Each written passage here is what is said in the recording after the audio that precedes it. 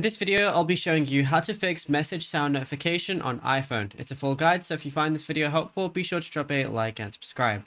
Anyways, getting into it, it's very simple to go ahead and do this. So what you want to do is look at the left edge of your iPhone chassis and ensure that the ring or silent switch isn't showing an orange line. And if you're on an iPhone 15 or newer, ensure your action button hasn't toggled silent mode on. Then what you want to do is swipe down from the top right corner of the screen to drop down the control center layout. Look closely at the focus button grid, and if do not disturb or sleep or custom focus profile is active, all you want to do is tap to turn it off completely. And now what you want to do is force global text tone alert realignment.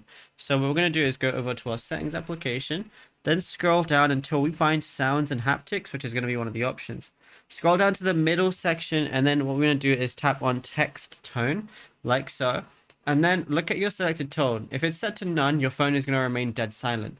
So tap and select a standard alert tone like Note or Aurora from the list profile. And yeah, it's as simple as that. Now, if you found this video helpful, drop a like and subscribe.